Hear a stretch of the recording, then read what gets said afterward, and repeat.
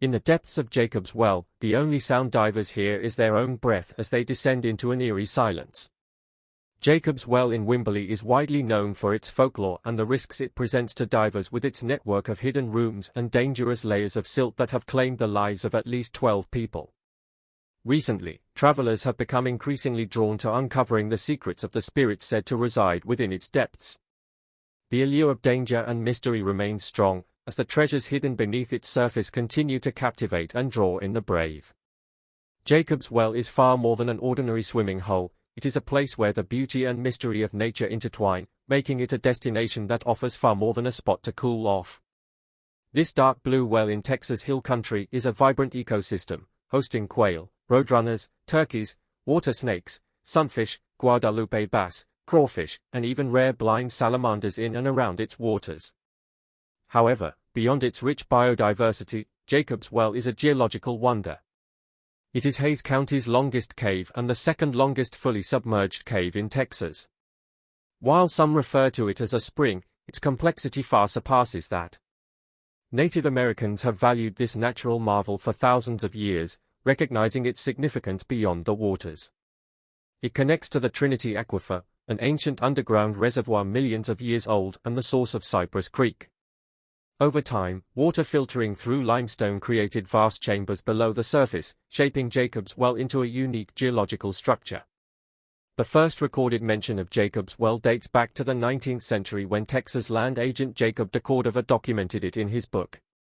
De Cordova admired the well's flawless roundness, likening it to the work of a skilled artisan, and noted the water's remarkable clarity, where even a pin dropped to the bottom could be seen from above. Some skeptics believe de Cordova may have exaggerated his descriptions to attract settlers to the land he owned nearby. Despite sharing a name, many doubt the well was named after him. Others suggest it is linked to the biblical account of Jacob, a patriarch whose well never ran dry. For generations, Jacob's Well was known for its strong outflow, and early records describe it as a fountain-like spring that pushed water into the air, making it impossible for divers to reach its depths. However, the flow gradually decreased over time, and by the 20th century, the once powerful rush had calmed, transforming the well into a popular spot for swimmers and nature lovers. Today, the well's fresh, clean water attracts visitors from all over. Many relax on the rocky edge and dip into its refreshing waters, while thrill-seekers leap from surrounding cliffs, plunging into its narrow opening. Only highly trained divers attempt to explore the intricate cave system below, while free divers descend up to 100 feet into its liquid depths. The well's underwater cave system is a labyrinth of narrow passages accessible only to experienced divers. Reaching the end of the main passage requires a challenging 5-hour descent through dark, tight spaces. Tragically, the thrill of exploring the unknown has claimed lives, as the beauty and dangers of the cave have proven fatal. Kent Moping and Mark Brasier were two such experienced divers who lost their lives exploring Jacob's Well. Both men were skilled divers, but the well's complex network of narrow tubes proved perilous even for them. Their deaths serve as reminders of the well's unpredictable and harsh environment, one that challenges even the most experienced divers. Although their specific motivations remain unclear, it's likely that Moping and Brasier were drawn by the same curiosity that has attracted divers for decades. What mysteries did they hope to uncover within those dark, hidden chambers? Stories of divers who perished or barely escaped have cemented Jacob's Well's reputation as one of the most dangerous diving sites in the world. Despite the risks, divers are still drawn to it, eager to experience its breathtaking underwater world. Knowing the hazards, would you take the plunge into Jacob's Well, or would you stand at its edge, admiring its serene beauty and imagining the secrets within? Set in Texas Hill Country, Jacob's Well has an irresistible pull for adventurers from around the world. Fed by the Trinity Aquifer, its crystal-clear water flows at a steady rate of 6,600 gallons per hour, giving it a calm but formidable presence. For decades, its beauty has drawn visitors, yet the real wonder lies far below, where a massive network of underwater caves winds through the limestone. From the surface, the well appears as a simple vertical shaft dropping 25 feet down to a false bottom that's visible from above. Many swimmers and divers have attempted to reach this point, only to be pushed back by the strong current from the aquifer. For some, though, this is only the beginning. As divers go deeper, they descend against the current, leaving their fins behind to avoid disturbing the silt, which would reduce visibility. The initial descent feels slow and beautiful, ending on a gravel-covered platform around 25 feet down. From there, a short passageway leads westward, reaching another level at 55 feet. Here, divers turn on their lights to illuminate the path as they drift deeper, creating a surreal sensation of moving through a liquid universe, like watching a pearl drop through a viscous medium in slow motion. Beneath the surface, the pit is cold and impersonal, marked by graffiti and false chimneys. Huge catfish lurk in the shadows, casting eerie shapes on the walls. At this point, divers are far from the surface, with the well's entrance appearing as a distant blue glow, reminiscent of moonlight. From here, a narrow chute drops down to about 75 feet, leading to a tiny crawl space where divers occasionally spot crayfish or, on rare occasions, eels, organisms from the Sargasso Sea, destined to return there to reproduce. This crawl space is often a turning point, a place only the most skilled divers should enter. But for some, the fourth chamber, a deep cavern within the well, is the ultimate goal. Its inaccessibility only heightens its allure. For skilled divers like Kent Moping and Mark Brassier, this fourth chamber represented the final frontier. Moping, a skilled 21-year-old diver and assistant instructor, was captivated by the idea of exploring the depths of Jacob's Well and uncovering its hidden secrets. He was well aware of the risks, for divers had already drowned in its treacherous cave system before he made his fateful dive. However, like many explorers before him, Moping was confident he could overcome these challenges. He and his friend, Mark Brassier, a 20-year-old student who shared his interest in the well, traveled to Wimberley with a group of Pasadena divers.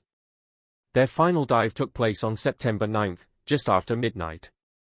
Along with a few others, Moping and Brassier plunged into the clear waters, passing the 25-foot false bottom and moving further into the maze-like passageways of the well, aiming for the notorious last squeeze, a tight passage at the very end, where several divers had already lost their lives. Despite the recognized dangers, Mupin and Brass were determined to press on. Despite all warnings, they decided to proceed without backup lights or a safety line, two essential items for cave diving in such dangerous conditions. As they approached the final squeeze, Mupin removed his tank, backing into the tiny tunnel and pushing it through behind him. Brass followed, mirroring his friend's movements, until they vanished into the darkness. Joe Moe, another diver who had descended with them, watched in horror as Brass disappeared into the tunnel. Moe had not been informed of their plan to venture so far, and he flashed his light back and forth, trying to catch their attention. However, neither Mupin nor Brass responded. Moe's alarm grew as he realized the gravity of the situation. Both divers were using steel tanks, which held less air than his aluminum tank, and being deeper than him, they would consume air at a faster rate. As Moe's air supply dwindled, he hammered on his tank with his knife, hoping the noise might alert Mupin and Brass to the looming threat. When this too failed, he left his light flashing into the passage, hoping they might see it and return. When Moe eventually surfaced, he was greeted by a horrifying sight. The once clear waters of Jacob's Well had turned a thick, opaque brown, as the silt disturbed by the anxious divers below obscured all visibility. Moe knew then that the worst had happened. Mupin and Brass, two energetic young men who loved diving, were no longer with them. The silt cloud signaled their struggle, a final, desperate attempt to escape the lethal grip of Jacob's Well. The rescue mission that followed would be fraught with its own obstacles, but Mupin and Brass were already lost. The story of Jacob's Well is one of immense beauty and grave danger. Located in Texas Hill Country, Jacob's Well has captivated many who have encountered it. Beyond its stunning appearance, it is a challenging underwater maze that has claimed the lives of numerous divers. This natural spring, fed by the Trinity Aquifer at an astonishing rate of 6,600 gallons per hour, appears deceptively serene. While the water's clarity and temperature make it a popular spot for swimming and diving, it is much more treacherous than it seems. The well begins with a vertical shaft that drops 25 feet to a false bottom visible from above. For some, the well provides a refreshing swim on a hot day, while for others, it represents a thrilling yet dangerous challenge. The first 25 feet are relatively straightforward, and divers have frequently explored this section, looking up at the clear surface and sometimes collecting fossils before being propelled back by the swift outflow. The true danger, however, lies further down. As divers descend beyond this initial section, they must navigate narrow passages and deceptive features, often requiring specialized equipment and significant experience. In the 1950s, the first scuba divers ventured beyond the well's initial drop, opening a new era of deeper exploration. While deeper dives have become more common, they are not without risk. Divers often leave their fins behind to avoid stirring up sediment and losing visibility. The descent feels like a slow slide through an otherworldly environment, ending on a gravel-covered level at about 25 feet. From there, a corridor extends west and down to another level at 55 feet. Divers rely on their lights to maneuver through a small sinkhole-like area filled with false chimneys and fissures, home to large catfish. The surroundings are cold and barren, with the entrance casting a ghostly blue light that illuminates the passage faintly. At around 75 feet, a low-ceiling tube opens into a narrow crawl space inhabited by crayfish and eels. Divers can usually pass through this section without removing their tanks, but it is a dangerous environment. The well becomes increasingly treacherous at this depth, as the crawl space leads to a tall, narrow room with an air pocket at the top. This area marks the start of the route to the fourth chamber, a cavern appealing for its inaccessibility despite lacking the visual splendor of the others. In this harsh setting, the story of Kent Mupin and Mark Brass unfolds, a tale of adventure, risk, and ultimately, tragedy. At only 21, Kent Mupin was an experienced diver and an assistant diving instructor. His fascination with Jacob's Well had driven much of his diving career.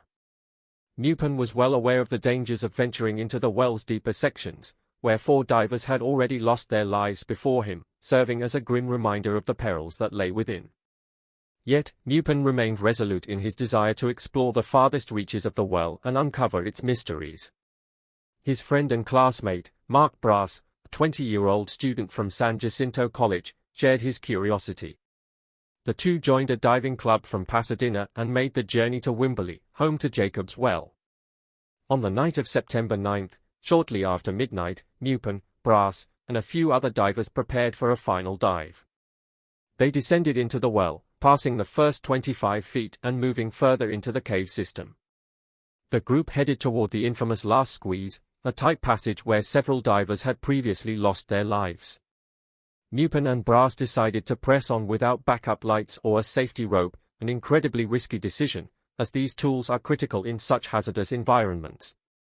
Mupin withdrew his tank, backing into the tight opening and pushing it along behind him, while Brass followed. The two men disappeared into the darkness. Watching their descent, Joe Moe grew increasingly anxious. Unaware of their intentions to go so deep, he tried signaling them with his light, but they did not respond.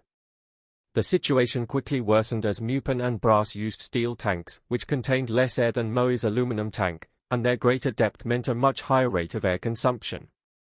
As Moe's air supply ran low, he tapped his tank with his knife, hoping the noise would reach them. When this failed, he left his light shining into the corridor, hoping they might see it and turn back. Upon surfacing, Moe encountered a terrible sight. The clear waters of Jacob's Well had turned a murky brown, clouded by silt stirred up in a frantic struggle below. Moe immediately understood that Mupin and Brass were almost certainly dead.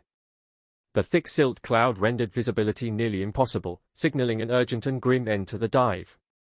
The tragic deaths of Kent Mupin and Mark Brass served as a solemn reminder of the dangers hidden within Jacob's Well. Don Dibble, the owner of a nearby dive shop, was among those called to the scene after the incident.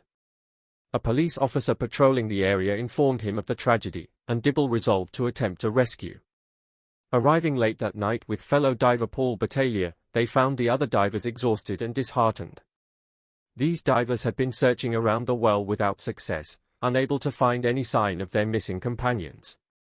One diver claimed to have seen the victims buried under gravel after searching for over an hour, but was unable to retrieve them. Dibble looked into the well but saw only darkness and decided to wait until morning. If the bodies were visible, he reasoned, they would be easier to locate in daylight.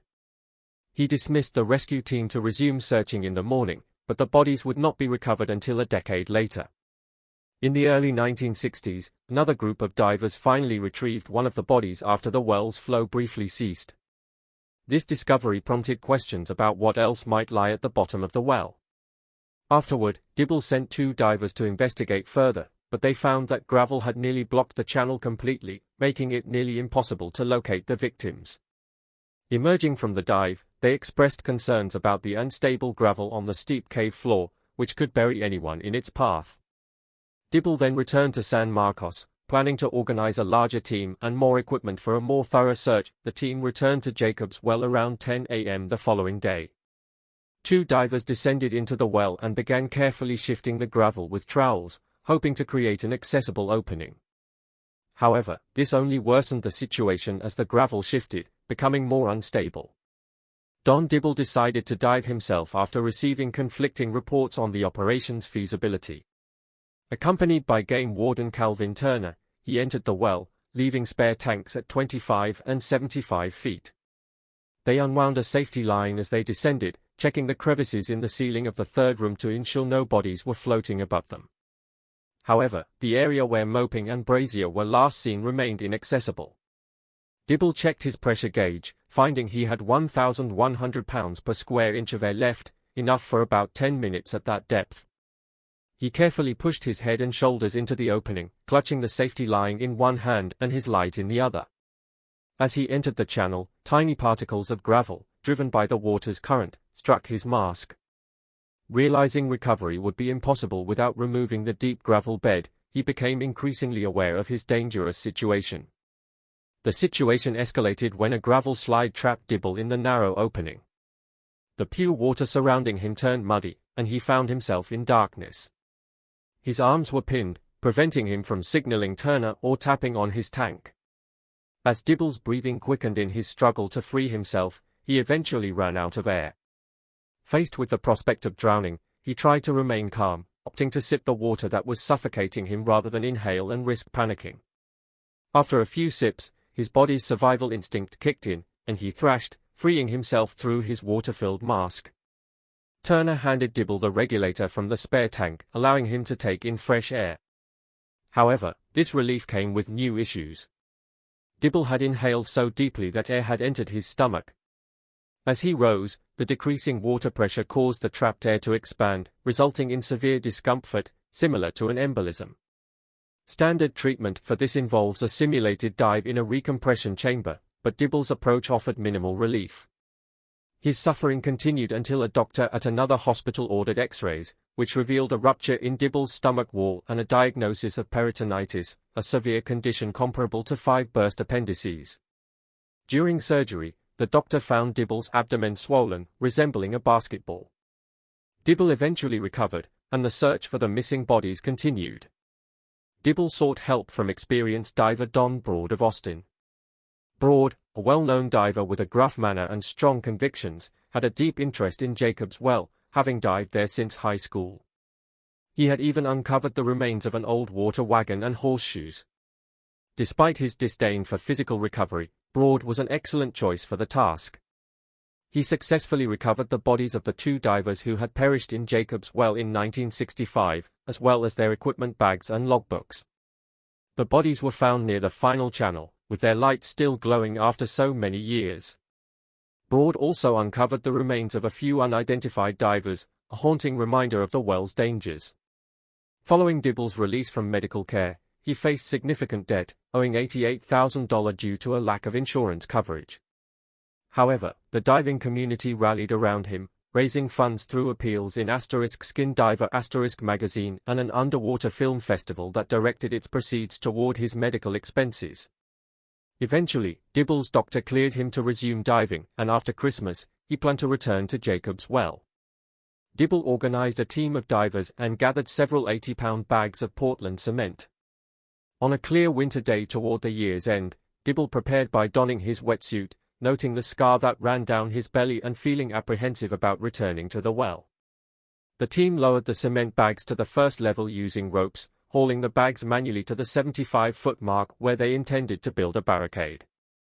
The task was strenuous, resembling a flight attendant struggling to load a heavy truck with luggage. Despite the effort, they finished the wall by mid-afternoon, securing it with metal rods to ensure stability and allow water flow from the depths. Following the tragic accident involving Kent Moping and Mark Brazier, Dibble's actions to block the final passage of Jacob's well reflected his determination to prevent further losses. However, the allure of the well remained strong. A stronger grate was installed to deter unauthorized divers, but it proved ineffective in 2015 when 21-year-old diver Diego Adome experienced a near-fatal incident. While free diving at around 100 feet, Adome lost a fin, severely limiting his mobility. With his lungs desperate for air, Adome decided to abandon the fin and attempt to surface, his calm demeanor and knowledge proving crucial in the tense situation. He surfaced just as his body was on the verge of oxygen exhaustion, narrowly escaping becoming another casualty of Jacob's well. The world of extreme underwater exploration is thrilling yet dangerous. Jacob's well in Texas is famous for its perilous depths and complex cave systems, but it is not the only diving spot with significant risks. Many dive sites worldwide offer incredible experiences, each with its hazards. For example, Florida's Eagle's Nest sinkhole is often called the Mount Everest of diving due to its treacherous conditions. This sinkhole is over 300 feet deep and takes divers through a complex cave system of narrow passages and winding tunnels. The primary danger is its extremely low visibility, which can disorient divers in its labyrinthine channels. Eagle's Nest has a grim history, claiming numerous lives. One recent tragedy involved 55-year-old Charles Odom, who entered the sinkhole with 3 companions. While exploring the cave's famous ballroom chamber, Odom collapsed approximately 100 feet in. Despite his companions' efforts to rescue him, Odom was pronounced dead at the hospital. His death is part of a troubling trend, as at least 10 divers have lost their lives here since 1981.